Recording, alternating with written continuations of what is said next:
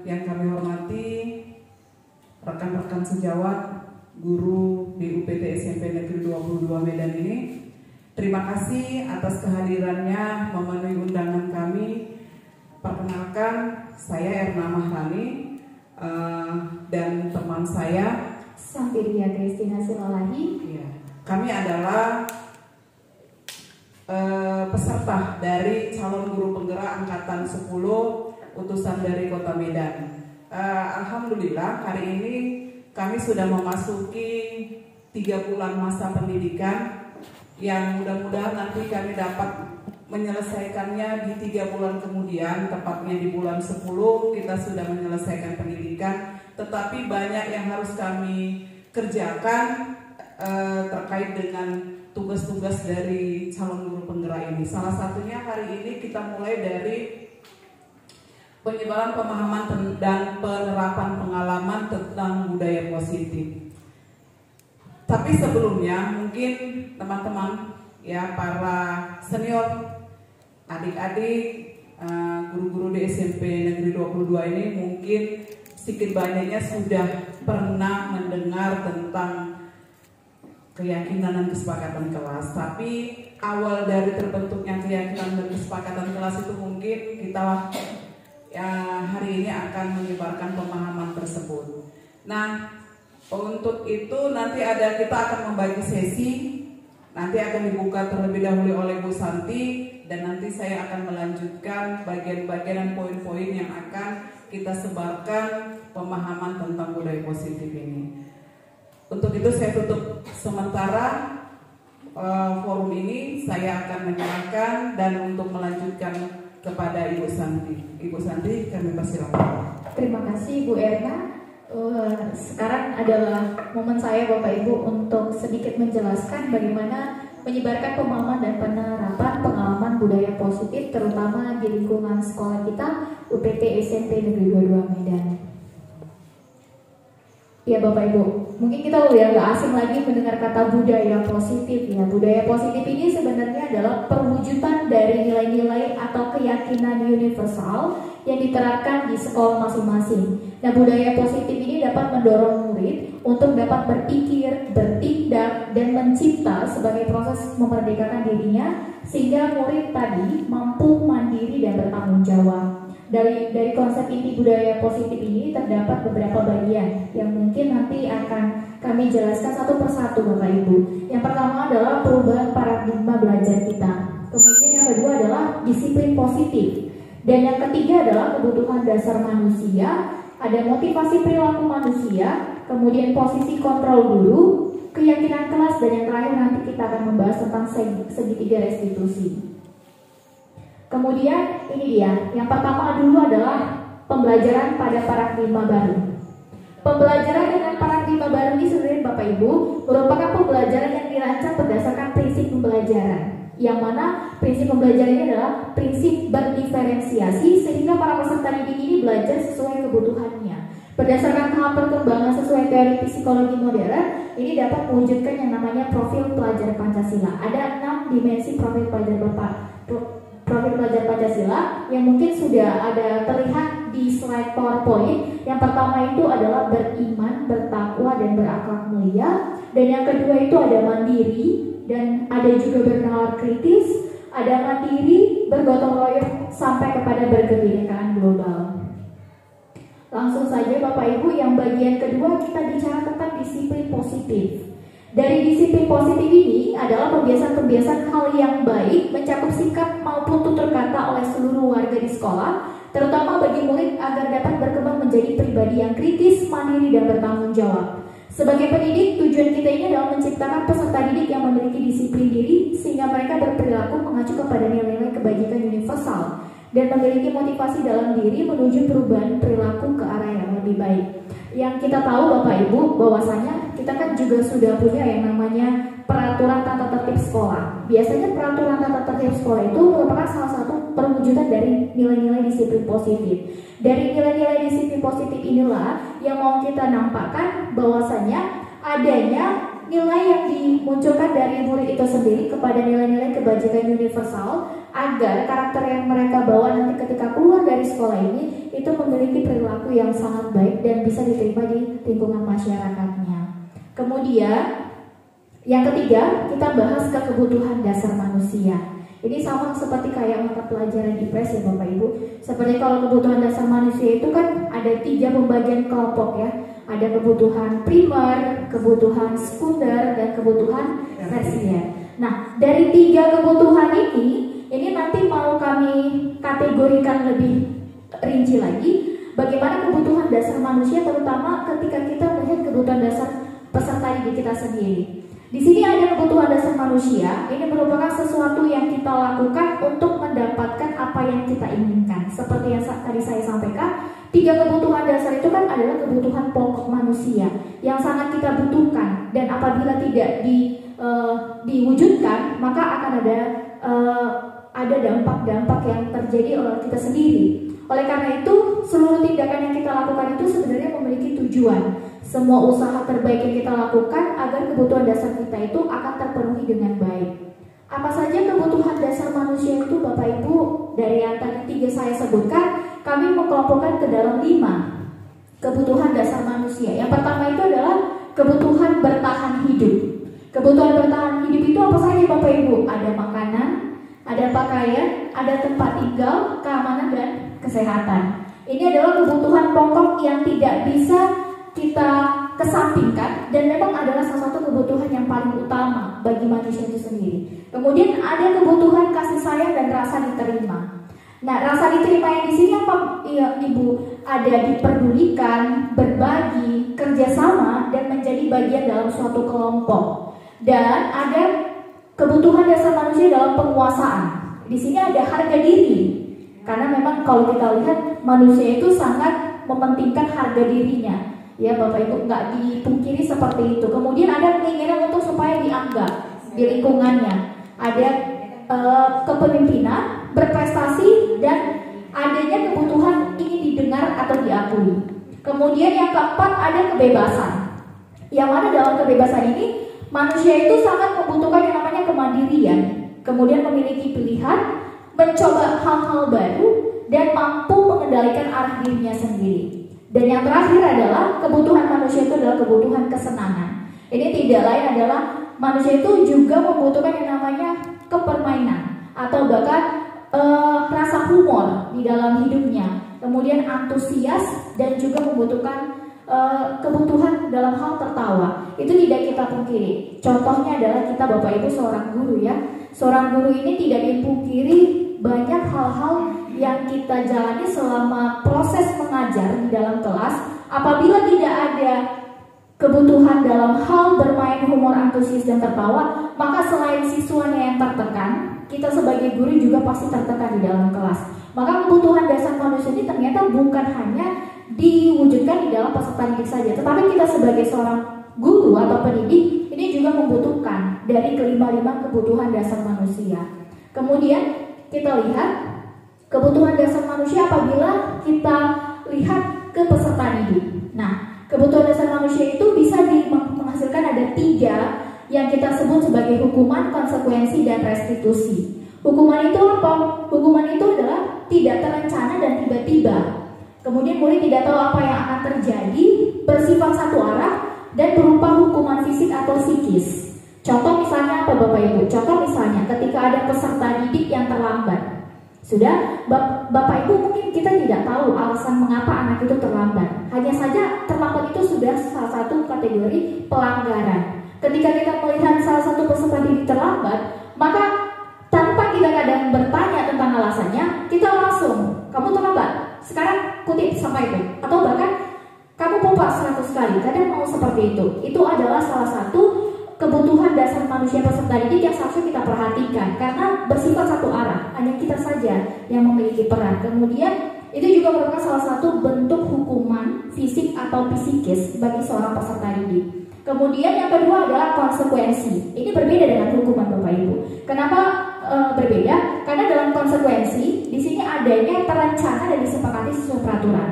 Kenapa saya bilang terencana? Artinya sebelum kita berikan konsekuensi, peserta didik sudah memahami apabila dia melakukan pelanggaran, dia akan tahu akibat yang akan dilakukannya. Maka ketika dia melakukan pelanggaran, kita akan memberikan sesuatu yang memang sudah kita sepakati. Contoh misalnya terlambat.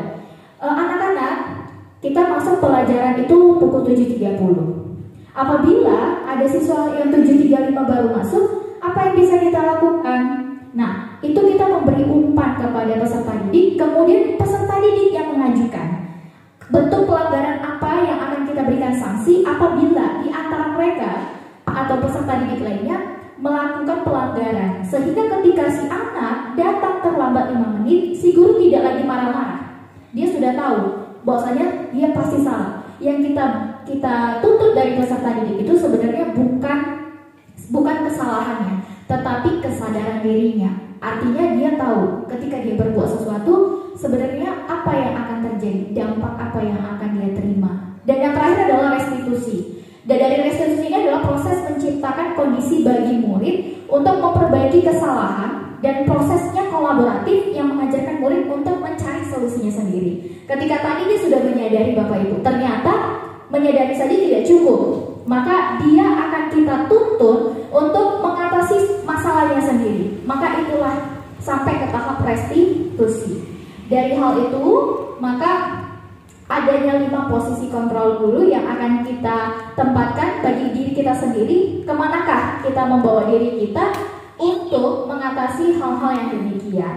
Mungkin dari 5 posisi kontrol guru saya akan sampaikan atau akan kembalikan kepada Bu Erna untuk melanjutkannya. Terima kasih untuk Bapak Ibu. Saya beri kesempatan kepada Bu Erna. Baik, terima kasih Bu Santi. Tadi sudah dijelaskan tentang disiplin positif, lalu 5 kebutuhan dasar manusia yang kerap kali memang itu menjadi ada pada diri kita dan menjadi kebutuhan kita. Kita perlu disayang, kita merasa sebagai penguasa, ya kan? Lalu kita perlu makan, gembira dan sebagainya. Itu lumrah ada pada diri manusia. Tetapi kita tidak menyadari bahwa kita sendiri berada pada posisi yang kelima ini, gitu. Tanpa kita sadari kita pada posisi yang kelima ini. Nah, nanti setelah ini Bapak Ibu bisa nanti merefleksi sejauh mana sih sudah seperti apakah saya ini, apakah pada posisi penghukum, pada posisi pembuat merasa bersalah, ataukah sebagai teman, atau hanya sebagai pemantau, atau sebagai manajer, ya, ketika Bapak Ibu sedang melakukan pembelajaran dan bertugas di sekolah ini. Nah, kita akan melihat kasus dari beberapa kasus ini. Bapak Ibu nanti bisa memahami di posisi manakah yang sudah Bapak Ibu atau pernahkah Bapak Ibu melakukan kejadian seperti ini. Ini kita contoh sebagai penghukum. Nah, di sini ada ilustrasi ketika ada siswa kita terlambat, lalu kita langsung menyatakan bahwa bagaimana perasaan murid bila guru berbeda seperti pada muridnya datang terlambat. Jadi terlambat lagi, nah itu dia, pasti terlambat lagi, selalu datang terlambat. Kapan sih bisa datang tepat waktu? Lalu tadi seperti langsung diberi hukuman. Nah, langsung diberi hukuman tanpa kita tanya kenapa kamu sampai terlambat, gitu. Ada proses pertanyaan dulu, langsung pada penghukum. Nah, ini secara tidak langsung bahwa posisi ibu, bapak sebagai guru berada pada posisi penghukum. Nah, nanti dari kelima ini, dari ilustrasi ini kita maunya seperti apa gitu ya. Nah, selanjutnya, nah ini ilustrasi posisi di pembuat merasa bersalah. Nah, ada nada suaranya memelas, halus, sedih, bahasa tubuhnya merapat pada anak, lalu lesu gitu. Ini si guru ya, Adi, kamu ini bagaimana ya? Kamu sudah berjanji dengan ibu tidak akan terlambat lagi. Kamu kenapa ya senang sekali mengecewakan ibu? Ibu benar-benar kecewa sekali.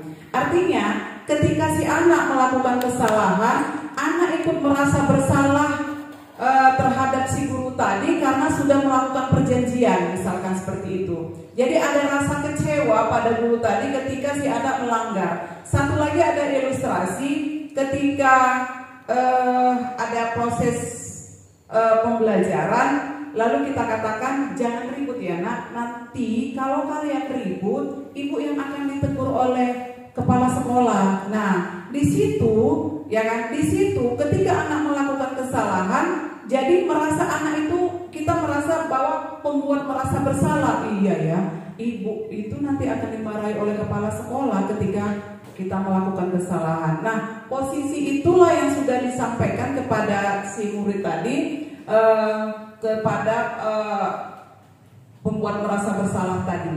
Jadi, apakah pernah kita melakukan seperti itu? Kayaknya sih pernah. Ya, sepertinya pernah. Diam ya, pengawas lagi datang. Nanti kalau kalian ribut, saya yang ditegur. Nah, itu dia, saya yang ditegur. Nah, itu di posisi kontrol yang membuat merasa bersalah. Nah, selanjutnya ini sebagai teman. Kalau teman, kita juga pernah menampilkan atau pernah berbuat kepada teman kita. Adi, ayolah, bagaimana sih kamu? Kemarin kamu sudah janji kepada bapak bukan? Kalau kamu terlambat, katanya, ya sudah, tidak apa-apa, duduk sini, katanya. Nanti bapak bantu. Apa yang menjadi kendala kamu ketika kamu terlambat lagi? Jadi di sini ada kedekatan. Ya, kedekatan yang terjadi, kedekatan antara guru dan siswa dalam menyikapi masalah siswa tadi, itu dia. Jadi mungkin di sini murid akan merasa senang dan akrab dengan guru. Ini termasuk dampak yang positif. Hanya saja di sisi negatif ada negatifnya, bahwa murid menjadi tergantung pada gurunya. Jadi kalau dia melakukan kesalahan lagi, ya sudah, jumpai lagi bapak itu, karena bapak itu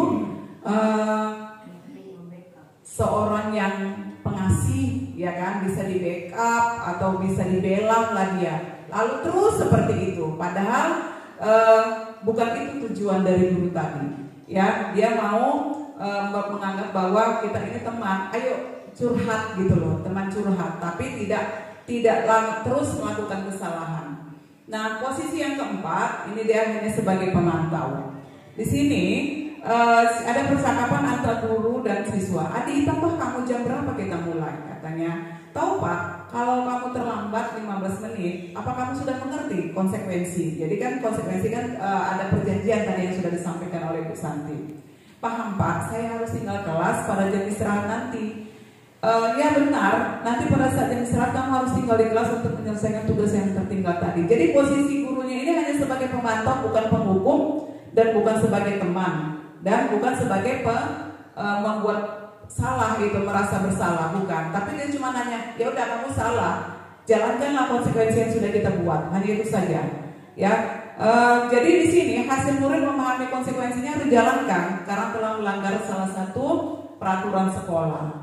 Jadi guru tidak menunjukkan suatu emosi, dia tidak emosi, tapi hanya mau meminta kesadaran dari siswa tadi ya tentang perjanjian yang sudah disepakati. Itu dia tadi, hanya sebagai pemantau. Yang terakhir nih ya, sebagai manajer. Nah, kalau kita lihat dari ilustrasi ini, Adi, apakah kamu mengetahui jam berapa sekolah dimulai? Tahu Pak, katanya. Ya, jadi kamu terlambat. Kira-kira bagaimana kamu akan memperbaiki masalah ini? Saya bisa menanyakan teman saya Pak untuk mengejar tugas yang tertinggal. Baik, itu bisa dilakukan. Apakah besok akan ada masalah untuk kamu agar bisa hadir tepat waktu ke sekolah? Tidak Pak, saya bisa hadir tepat waktu. Baik, saya hargai usahamu untuk memperbaiki diri. Bagaimana perasaan murid diperlakukan seperti ini? Nah, ini dia. Pada posisi manajer, maka suara guru sebaiknya tulus. Ya, sama dengan tadi teman. Ya, tapi teman ada sisi negatifnya. Posisi manajer ini tidak perlu marah. Dan tidak perlu lagi meninggikan suara, apalagi menunjuk-nunjuk jari ke murid, berkaca pinggang atau bersikap seolah-olah menyesal tanpa sedih sekali akan perbuatan murid, ataupun bersenda gurau menempatkan diri sebagai teman murid. Nah, fokus ada pada murid, bukan untuk membahagiakan guru atau orang tua. Murid sudah mengetahui adanya suatu masalah dan sesuatu perlu terjadi. Nah, bila guru mengambil posisi pemantau, guru akan melihat apa konsekuensi yang sudah disepakati peraturannya. Namun pada posisi manajer, guru akan mengembalikan tanggung jawab kepada murid tadi untuk mencari jalan keluar permasalahannya tentu dengan bimbingan guru. Nah, ini posisi manajer. Nanti kita akan masuk ke segitiga restitusi ya, Bu Santi. Kita lihat bagaimana sih peran manajer tadi di segitiga restitusi. Nah, inilah contoh penerapan dari 5 posisi kontrol guru ya dari kejadian peristiwa-peristiwa yang telah disampaikan tadi. Nah, sekarang berdiri di depan kelas ini sebagai penghukum. Ya, kalau seperti itu kalimatnya, maka posisi guru sebagai penghukum. Nah, kalau membuat merasa bersalah ini dia, kesekian kali Ibu sudah ingatkan, kamu senang ya membuat Miss marah-marah terus katanya. Hanya karena, jadi di sini posisi si guru tadi melimpahkan ya kekesalannya kepada si siswa sehingga siswa merasa bersalah membuat si guru tadi sampai marah. Ini dia. Lalu sebagai teman, ayo dong kerjakan nak tugas yang sudah sampaikan katanya. Jika sudah selesai maka Miss akan ajak kita bermain games. Nah, ini juga ada posisi positifnya dan ada juga negatifnya tadi sudah disampaikan. Tadi pemantau juga seperti itu. Ya, di sini dia tidak perlu marah, ya tidak perlu menghukum, tapi cuma hanya sekedar mengingatkan konsekuensi yang sudah disepakati bersama. Nah, ini manajer tadi merupakan hal yang terpuji katanya, keyakinan sekolah. Jadi dia nanti di posisi manajer ini kita kembalikan kepada kesepakatan yang nanti kita akan jelaskan bagaimana cara membuat keyakinan kelas terutama dalam skup kecil. Nah, sekarang kita mau coba. Ini nanti ada ilustrasi peristiwa. Tadi sudah disampaikan beberapa contoh. Ibu-ibu bisa membandingkan tadi dengan peristiwa ini.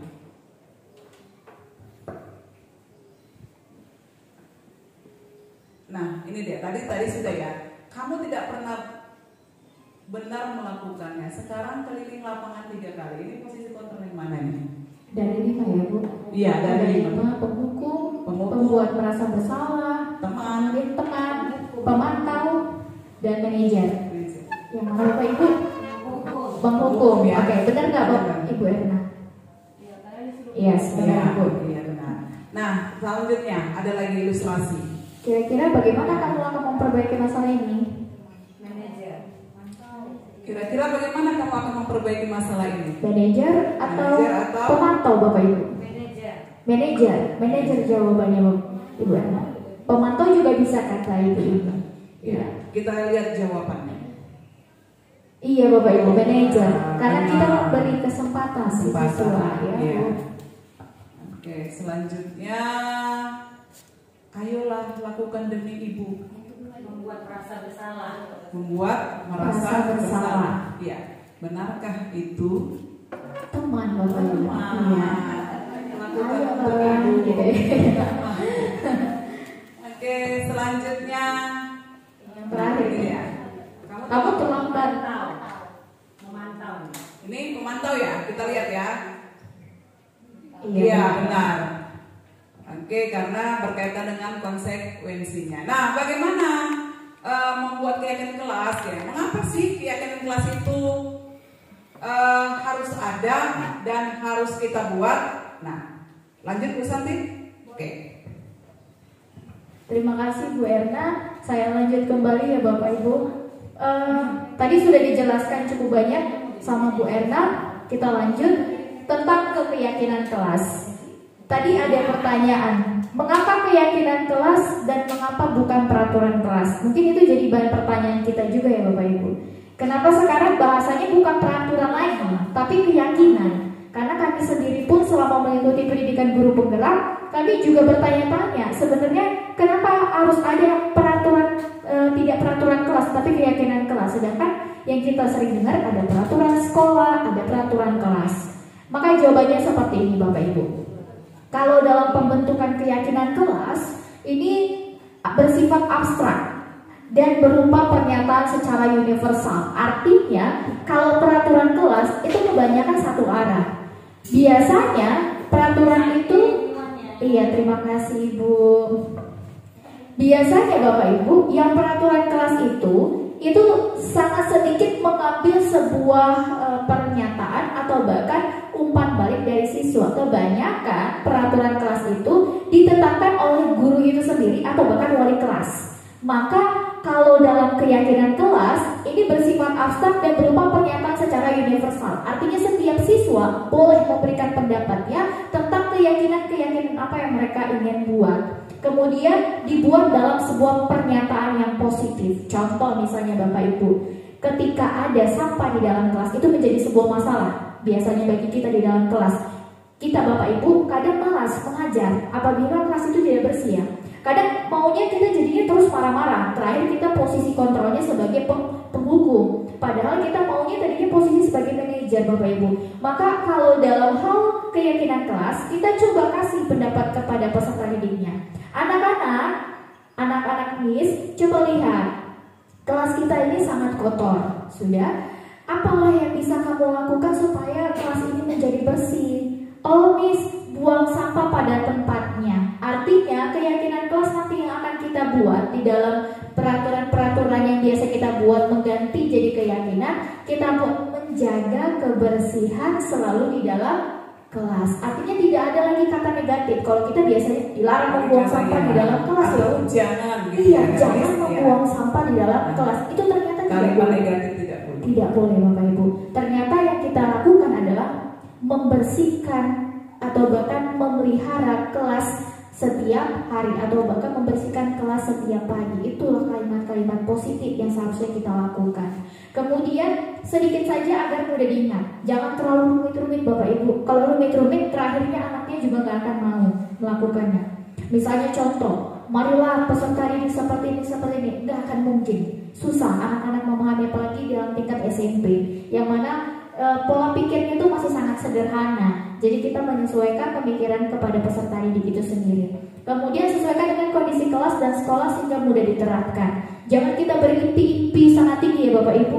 Padahal kondisi kelas kita sangat rendah atau bahkan kemampuan peserta didik kita itu tidak mumpuni. Jadi kita sesuaikan dengan bagaimana kemampuan dan kebutuhan kelas yang ada di kelas kita masing-masing. Dan semua warga sekolah atau warga kelas juga akan dilibatkan dalam membuat keyakinan kelas. Mungkin ada satu gambar yang sudah saya letakkan di sana Bapak Ibu. Itu adalah salah satu contoh yang kami buat bersama Bu Erna. Bahwasanya kami ketika membuat keyakinan kelas menjadi satu bentuk seperti kalau kita melihat ada beberapa poin, itu kami menciptakan sebuah pernyataan yang melibatkan semua peserta didik. Jadi kami membuat satu stick notes, kita bagi satu persatu, kemudian si anak membuat sebuah pernyataannya dan ditempelkan ke dinding. Kita ambil kesimpulannya, kami buat dalam sebuah bentuk karton dan kami simpulkan satu persatu. Mungkin itulah yang bisa kita lakukan nanti ke depannya ketika kita masuk ke kelas kita masing-masing dan kita juga akan membawa dampak positif kepada peserta didik kita.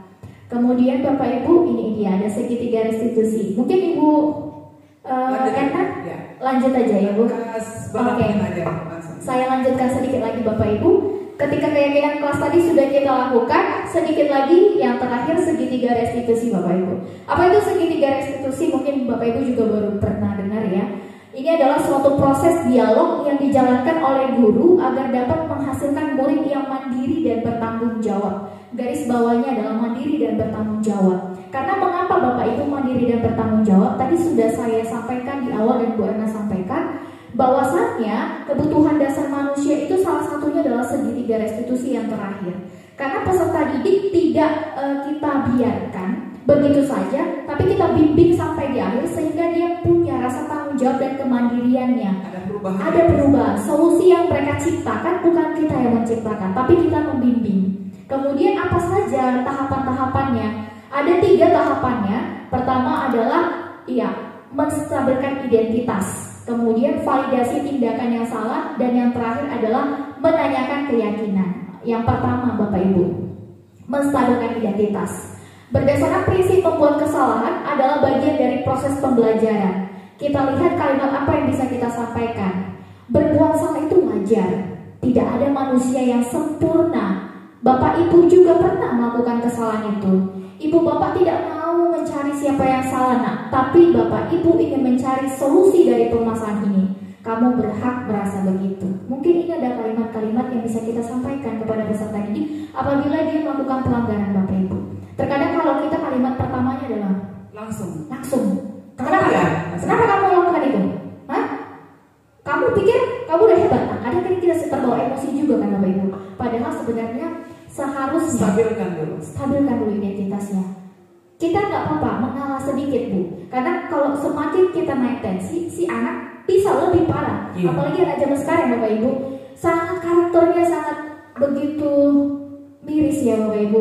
Satu karena faktor lingkungan, yang kedua juga karena bentuk perhatian orang tuanya yang kurang, sehingga kita sebagai orang tua di sekolah ini perlu adanya pendekatan yang lebih intim melalui dengan cara menstabilkan identitas. Kemudian setelah menstabilkan identitas, ada validasi tindakan yang salah. Kita tahu anak itu salah, tapi tadi kita mencoba dari menstabilkan identitas. Yang pertama, menanyakan ibu. Berdasarkan prinsip setiap perilaku berupaya memenuhi suatu kebutuhan tertentu. Contohnya seperti apa? Kamu pasti punya alasan mengapa melakukan ini karena, nah itu mungkin salah satunya. Kemudian, padahal kamu bisa loh melakukan yang lebih buruk dari ini ya. Tapi kita dengan nada yang turun seperti yang disampaikan Bu Erna tadi, tidak boleh naik nada kita Bapak Ibu. Kemudian kamu patut bangga karena telah melindungi sesuatu yang penting buatmu. Contoh misalnya satu kasus Bapak Ibu yang selalu kita dengar dari anak-anak, mengejek nama orang tua. Itu gak siap-siap kita menyelesaikan kasus itu Bapak Ibu. Sampai hari ini juga masih itu. Terkadang anak-anak itu saking parahnya mau apa yang di depan matanya dilemparnya. Bahkan sepatu ini saya pernah lihat dilemparnya ke kawannya Bapak Ibu. Tapi kalau kita tanya, itu kesalahan si lempar atau kesalahan siapa? Kita nggak bisa salahkan semua Bapak Ibu. Karena kenapa? Karena mungkin bagi dia itu adalah sesuatu hal yang wajar bagi dia untuk melindungi dirinya.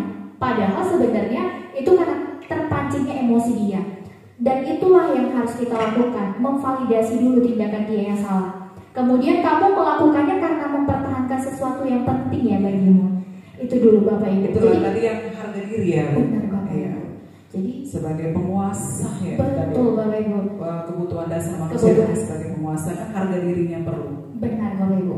Dan yang terakhir Bapak Ibu adalah menanyakan keyakinan. Berdasarkan prinsip teori kontrol bahwa pada dasarnya kita termotivasi secara intrinsik. Ini seperti apa Bapak Ibu? Apa keyakinan kelas kita? Nah, kita menanyakan kembali. Ketika dia mengejek nama orang tua, membuang sampah sembarangan, terlambat datang ke kelas, kita tanya, apakah itu merupakan salah satu keyakinan yang sudah kita sepakati? Ketika dia menyadarinya, maka kita tanya lagi, nilai apa yang telah disepakati secara bersama? Seperti apa gambaran sebuah kelas yang ideal menurut kamu? Kemudian kamu ingin menjadi orang yang seperti apa ketika kamu melakukan kesalahan seperti itu? Artinya kita tanyakan, kemudian dia akan berpikir, saya salah. Kemudian guru membimbing sampai ke tahap di mana dia menyadari konsekuensinya dan mencarikan solusi bagi peserta didik itu. Tetapi solusi yang tadi digarisbawahi bukan guru yang mencarinya, tapi memberikan solusi, tapi peserta didiknya. Iya, dengan kesadarannya sendiri. Iya. Jadi ini sudah sampai tahap apa gitu Bu? Iya. Jadi dalam perencanaan program disiplin positif atau budaya positif, katanya hendaknya guru memiliki standar kepribadian, profesional dan sosial yang baik, di mana guru mampu merefleksikan dirinya dalam posisi kontrol saat ini dengan menempatkan dirinya sebagai among atau manajer. Artinya ditekankan sekali lagi Bapak Ibu, kita bukan sebagai penghukum, bukan jadi pembuat merasa bersalah ya Bapak Ibu, baru kemudian pemantau, teman, tetapi kita dituntut untuk menjadi seorang among atau manajer yang menuntut murid-murid menjadi insan yang mandiri, merdeka, dan bertanggung jawab sesuai dengan standar nasional pendidikan. Mungkin itu ya Bu Erna. Ada tambahan lagi Bu Erna? Iya, tapi kan tidak terlepas dari itu tuntutan yang sudah diberikan bahwa kita sebagai pendidik mampu mengarahkan untuk perubahan yang lebih baik kepada peserta didik kita tanpa ada marah, tanpa ada rasa kesal, tanpa ada merasa membuat salah kepada peserta didik, tapi lahir dari diri si peserta didik itu sendiri untuk melakukan perubahan ke arah yang lebih baik. Jadi dari sini nanti bisalah kita sama-sama merefleksi sudah di posisi manakah atau di manakah yang selama ini sudah kita buat kepada peserta didik. Nah, dari sini kita akan melakukan perubahan, dan pentingnya juga keyakinan kelas tadi ya Bu Santi, bahwa ini ada keyakinan kelas ini untuk sebagai panduan kepada warga, terutama di skup warga kelas sendiri, agar terhindar dari terhindar dari hukuman tadi Bapak Ibu, penghukuman yang kita sebenarnya hindari ya Bapak Ibu. Jadi kalau yang sudah kita lakukan langsung menjustis bahwa kamu yang melakukan, sebenarnya itu tidak. Kita galilah dulu, kita stabilkanlah dulu diri si siswa tadi, apa yang sudah dilakukannya, lalu tanyakan kembali hal-hal yang sudah, ya kan, yang sudah dilakukannya untuk memvalidasi kamu memang sebenarnya itu wajar gitu kan, yang sudah kamu lakukan untuk mempertahankan diri. Tapi selain dari itu, kembalikan keyakinan kelas yang sudah disepakati. Jadi segitiga restitusi tadi itu muncul ketika sudah dibuat keyakinan kelas ya. Sudah keyakinan kelas itu sudah ditetapkan, maka untuk segitiga restitusi itu pasti bisa kita lakukan Bapak Ibu ketika ada peserta didik yang mungkin melakukan pelanggaran gitu ya Bapak Ibu.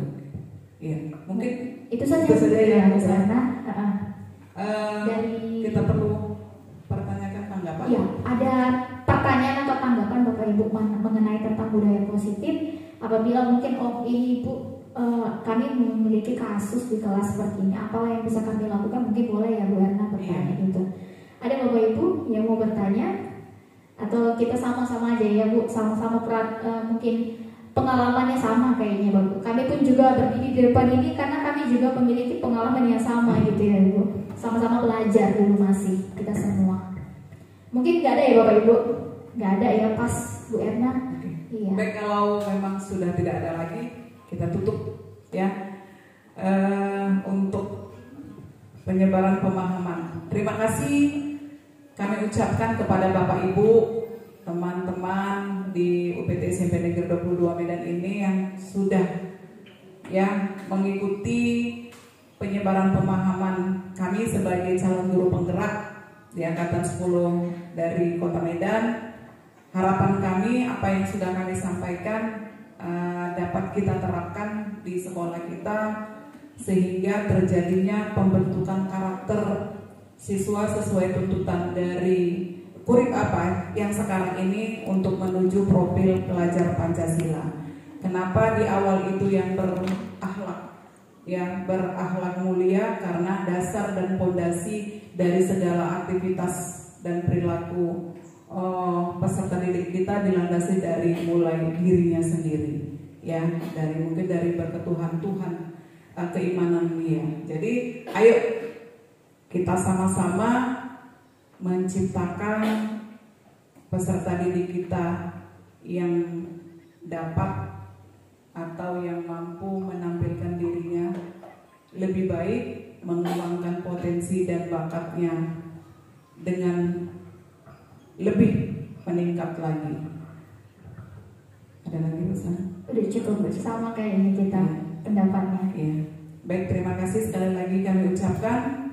Mohon maaf apabila selama pemaparan kurang berkenan, tetapi kami siap untuk menjadi coach, atau bisa kami berbagi praktik baik apa yang sudah kami dapatkan nanti selama pendidikan di calon guru penggerak ini. Saya tutup pertemuan kita dengan alhamdulillah.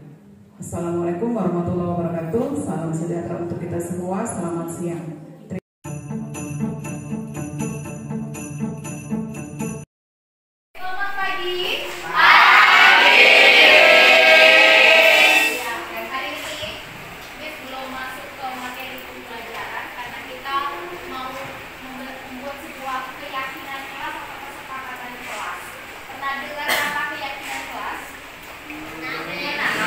Kalau kata keyakinan berarti itu kata dasarnya dari kata ya.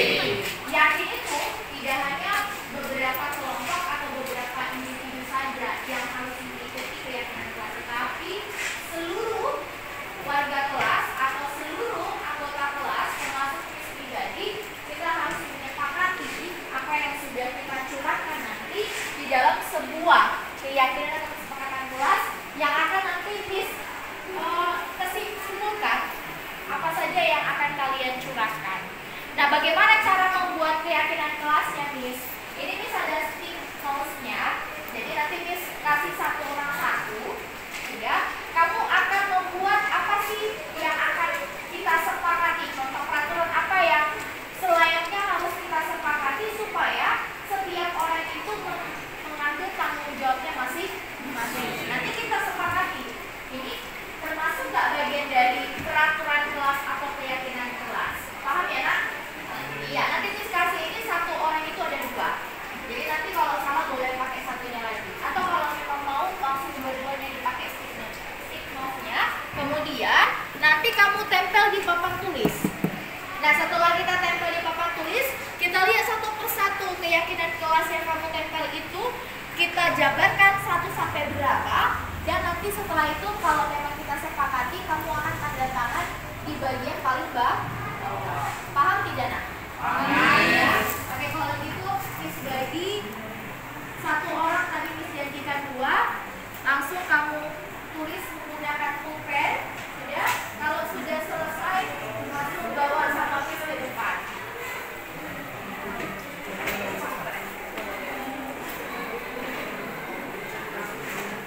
Pikirkan apa ya? Contohnya misalnya, Miss, kita buat peraturan kelas datang tepat waktu.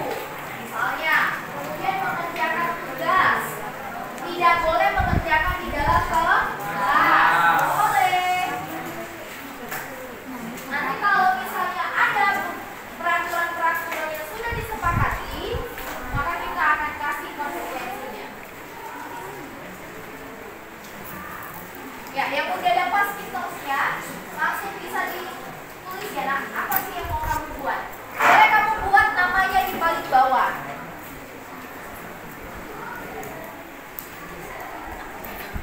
Langsung tulis, Nak. Apa ya mau kamu buat? Kalau sudah selesai, nanti kita tempel di depan. Miss, boleh sama nggak, Miss? Boleh. Namanya juga keyakinan kelas. Boleh sama, tapi jangan semua sama ya, Nak. Menurut kamu apa yang perlu di kelas ini supaya setiap orang itu punya tanggung jawab dan kewajibannya masing-masing sebagai seorang pelajar?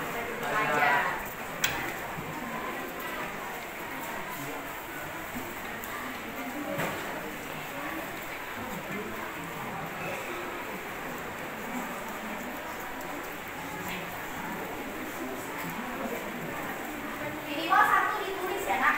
Kalau mau 2 juga nggak jadi masalah sama itu.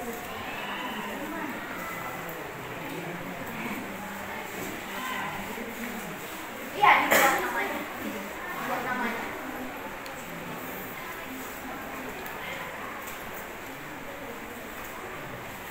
Tulis apa ya? Peraturan apa yang mau kita buat supaya kita sepakati secara bersama. Habis itu kita buat tanda tangannya. Ada yang sudah selesai? Sudah? Ya, sabar ya, Kak. Biar nanti kita tempelnya sama-sama di depan. Kita buat semua di sini.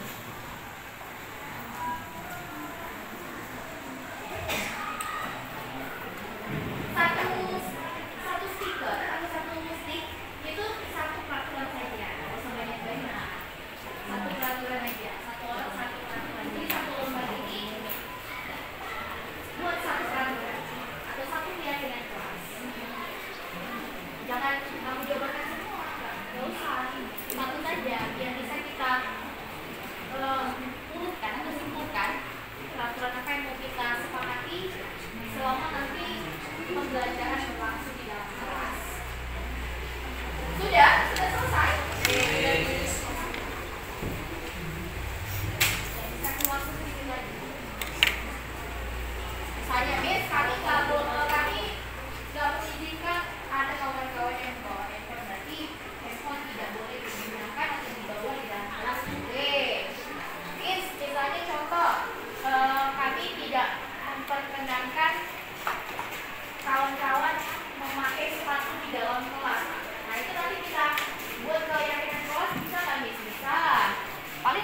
konsekuensinya kan kembali kepada diri kalian sebagai siswa. Sudah? Oke, yang sudah boleh ditempel. Ayo, boleh ditempel. Langsung saja tempel. Iya, ditempel langsung nak, ditempel. Di papan tulis ini ya.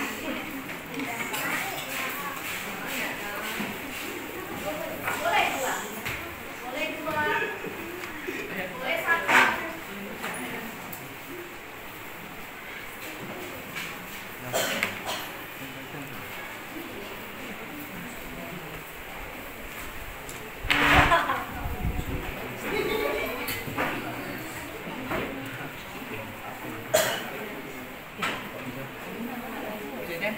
Bisa.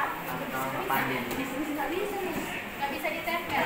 Iya, kebalik kan. Nanti kalau nanti apa? Jangan kebalik. Ya, ambil di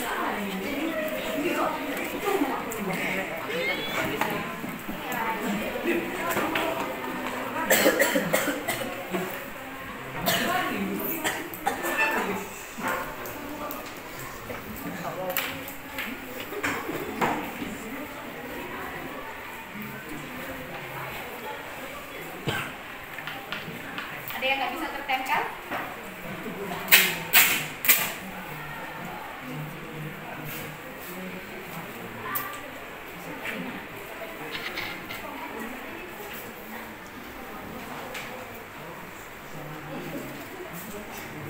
Bisa?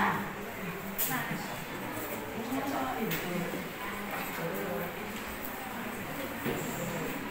Ada lagi tadi? Udah? Udah. Oke. Masih ada lagi belum? Banyak lagi. Masih banyak lagi? Samanya banyak. Oke. Ayo nak.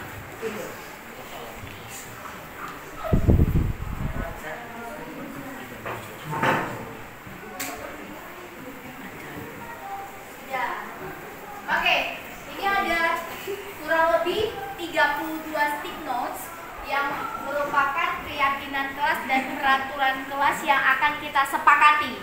Kalau misalnya ada yang sudah diusulkan temanku, boleh nggak kita sepakati, Miss? Boleh, tergantung suara terbanyak. Jadi nanti Miss akan buat rinciannya 1 sampai berapa keyakinan kelas kita, dan itu nanti kita sepakati sampai proses pembelajaran kita berlangsung di akhir semester. Oke. Yang pertama, yang paling pertama ya, ini ada datang tepat waktu, tiket sesuai jadwal. Nah, datang tepat waktu itu banyak di sini, ada 3, 4, 5. Kita sepakati datang tepat waktu. Oke, berarti keyakinan kelas datang tepat waktu. Apabila tidak tepat waktu, maka dia akan menderita konsekuensi. Ini kita sepakati ya. Sah? Sah. Oke, nice.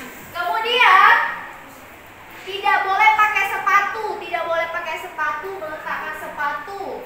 Kemudian ada lagi yang pakai sepatu. Iya. Oh, ada lagi. Menggunakan, nggak boleh pakai sepatu di dalam kelas. Tidak boleh ribut. Ah, yang tidak boleh menggunakan sepatu di dalam kelas ada banyak. Kita sepakati? Sepakati. Oke, berarti untuk keyakinan kelas kedua, setelah datang jangan tidak datang tepat waktu ya, datang tepat waktu, maka pada saat datang tidak boleh menggunakan sepatu di dalam kelas. Meletakkan sepatu pada tempat pada rak sepatu di depan kelas ya. Oke, berarti yang ini sudah selesai. Kemudian ada tidak boleh datang terlambat, sudah tadi harus datang, sudah melaksanakan piket kelas, membersihkan kelas sebelum memulai pelajaran. Kemudian tidak boleh mengejek, dilarang makan pada jam pelajaran. Berarti ada orang yang di sini ya. Ya kan? Ada orang yang di sini ya. Tidak berlari-lari di dalam kelas. Ada yang berlari-lari di dalam kelas ini? Ada.